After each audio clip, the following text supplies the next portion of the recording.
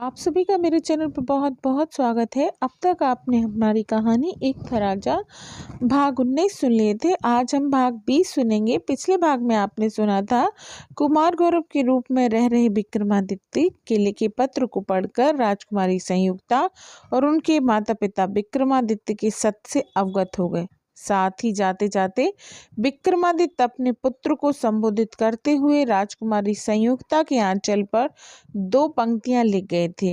ये 2 पंक्तियां उनके पुत्र के लिए एक चुनौती की तरह थीं। अब आगे राजा रानी अपनी पुत्री के आंचल पर लिखे को देखकर हतप्रभ थे, परंतु अब हो भी क्या सकता था। कुछ देर के मौन के बाद राजा बोले, पुत्री, अब तुम्हारा क्या विचार है? अगर तुम चाहो तो साधिकार सौबी नगर जा सकती हो। यह अंगूठी और यह पत्र तुम्हें इसका अधिकार दिलाते हैं। हम स्वयं तुम्हें वहां ले जाएंगे। जो हुआ उसका शोक ना करो, संभवतः ये ऐसे ही होना था। सत्य कहूँ पुत्री, तो जब से तुम्हारा विवाह योग्य हुई हो, हम तुम्हारे भावी वरों में विक्रमादित्य को भी देखते थे, तथापि इसकी नौबत नहीं आई और आज संभवतः तुम उनकी पत्नी बन चुकी हो। उन्होंने पत्र देकर तुम्हें सभी अधिकार दिए हैं। इतनी देर में राजकुमारी संयुक्ता संयत हो चुकी थी और उन्होंने अपना कर्तव्य पथ निर्धारित कर लिया था। उन्होंने माता पिता की ओर देखते हुए कहा, पिताजी, मुझे शोक नहीं, बस थोड़ा दुख है। मैं उन्हें पहले ना जान सकी। मुझे प्रसन्नता है कि मैं किसी अयोग्य व्यक्ति की पत्नी नहीं हूँ। अब रही बात मेरे सौफीर नगर अपने ससुराल जाने की, तो उन्होंने निर्धारित कर ही दिया है कि मुझे मेरा अधिकार अब मेरा पुत्र ही दिलाएगा। यह चुनौती हम माता पुत्र दोनों के लिए है और मैं एक छत्राणी की भांति यह चुनौती स्वीकार करती हूँ। मैं नहीं चाहती कि हमारा पुत्र अपने जीवन की पहली चुनौती पर ही पराजित हो जाए, वह भी बिना प्रयत्न किए, और ऐसा तो इसके पिता भी नहीं चाहेंगे। इसीलिए मैं अभी यहीं रहूंगी और आप सबकी मदद से अपने पुत्र का पालन करूंगी, उसे योग्य बनाऊंगी। आप कहिए, आप मेरी सहायता करेंगे ना? संयुक्ता ने भरी आंखों से अपने माता पिता की ओर देखा। रानी आगे बढ़ी और अपनी पुत्री को गले लगाकर बोली, अवश्य पुत्री, अवश्य। आज से आपके पुत्र और आपका अधिकार दिलाने योग्य बनाना ही हमारा ध्येय होगा। आप हमसे जो भी चाहेंगी हम अवश्य करेंगे। राजा भी आगे बढ़े और पुत्री को गले लगाकर उसके सर पर हाथ रखा। दोनों ने शिशु को भी उठाकर प्यार किया। अब जाग चुका था और भावी चुनौती से अनभिज्ञ मुस्कुरा रहा था। राजकुमारी बोली, पिताजी, हमें सौवीर नगर के महाराज सुविक्रमादित्य को नहीं भूलना चाहिए। वे अब मेरे आदरणीय ससुर हैं और आपके संबंधी। आप पता कीजिए उनकी क्या अवस्था है। आपको उस संबंध में जो भी उचित है वह कीजिए। हालांकि आप स्वयं यह जाहिर मत कीजिएगा कि आप उनके संबंधी हैं, क्योंकि यह हमारा अपमान है। यह कार्य आपकी जामाता को ही करने दीजिए। रानी ने भी पुत्री की बात का अनुमोदन किया। आखिरकार सब तय हो गया।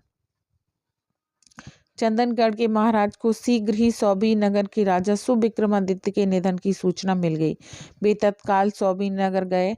हालांकि इस वक्त तक अंतिम संस्कार निपटे 3-4 दिन हो चुके थे, तथापि उन्होंने राज की उचित औपचारिकताएं पूर्ण की, एक शोक व्यक्त किया। उन्हें यह देखकर आश्चर्य हुआ कि वहां उन्हें संबंधी की तरह का ही आदर मिला।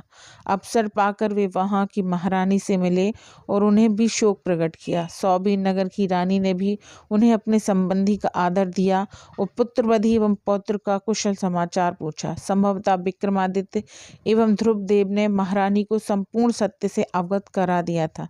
हालांकि पति की मृत्यु से शोकाकुल रानी ने विशेष प्रसन्नता तो न दर्शा सकी, किंतु उन्होंने धैर्य के साथ संबंधी का आदर करके इस संबंध में अपनी स्वीकृति दे दी, जो कि एक पुत्री के पिता के लिए बड़ी सांत्वना थी। चंदनगढ़ के महाराज ने सब कुछ देख समझकर मन ही मन अपनी पुत्री के भाग्य की प्रशंसा की और शोक भी।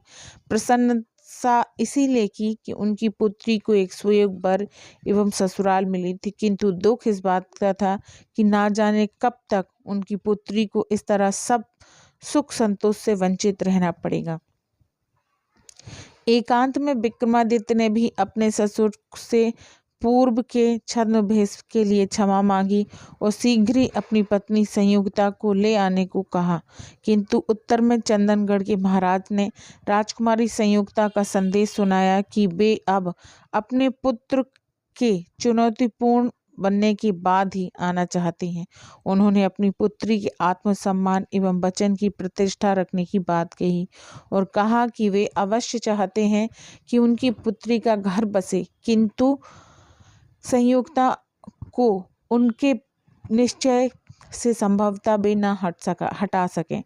यह सब सुनकर विक्रमादित्य को थोड़ी निराशा हुई, किंतु फिर उन्होंने उस छत्राणी के वचन का आदर किया। विक्रमादित्य ने कहा कि वे राजकुमारी संयुक्ता की सहमति तक प्रतीक्षा करेंगे। वे समझ चुके थे कि उनका कौतुक अब बड़े गुल खिलाएगा। तथापि चंदनगढ़ और सौबीर नगर के मध्य के संबंध की बात छिपी नहीं, ना ही छिपाई गई, किंतु सभी आश्चर्यचकित थे कि विक्रमादित्य अपनी पत्नी को लिवा क्यों नहीं जाते, क्योंकि चुनौती की बात सिर्फ विक्रमादित्य और राजकुमारी संयुक्ता के माता पिता तक ही सीमित थी। सौबीर नगर के पूर्व महाराज का अंतिम संस्कार समाप्त हुआ। विक्रमादित्य राजा बने और शासन में व्यस्त हो गए। उनकी माता जब तक पुत्रवधि को लाने को कहती, जिसे वह टाल जाते। कभी कभी वे राजकुमारी संयुक्ता के प्रति अपने प्रेम एवं व्यवहार को याद कर लेते कि किस तरह उनके एक कौतुक ने उन दोनों के मध्य दूरी बना दी, किंतु वे वचन की प्रतिष्ठा के लिए पुनः चंदनगढ़ नहीं गए। इधर चंदनगढ़ में विक्रमादित्य और राजकुमारी संयुक्ता के पुत्र का भली भांति पालन पोषण होने लगे। उसका नाम अभयादित्य रखा गया। राजकुमार अभयादित्य की शिक्षा की व्यवस्था महल में की गई। कम उम्र में ही राजकुमार ने इतना सीख लिया कि सबको आश्चर्य होने लगा। उन्होंने अस्त्र एवं शास्त्र दोनों को भली भांति सीखने में रुचि दिखाई।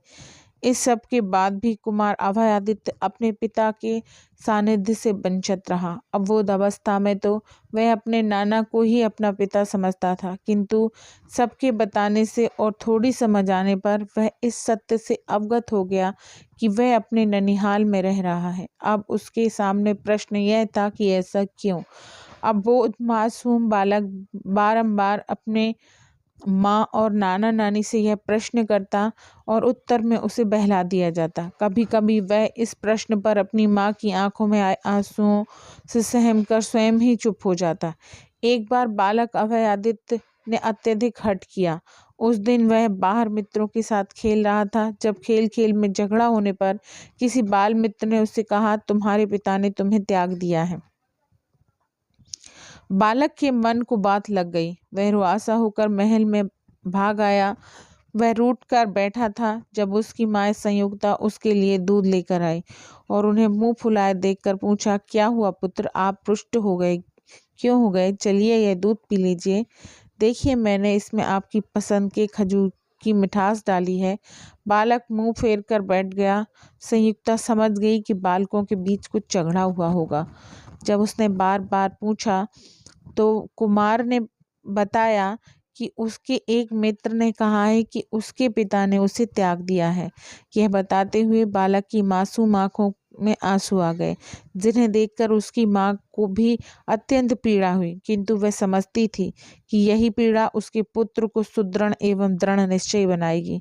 संयुक्ता ने बालक के दोनों कंधों को पकड़ा और उसके सामने बैठाते हुए बोली, पुत्र, ये सत्य नहीं है। आपके पिता आपसे बहुत प्रेम करते हैं, किंतु कुछ विशेष कारणों से हमें यहाँ रहना पड़ रहा है। कुमार, कैसा विशेष कारण?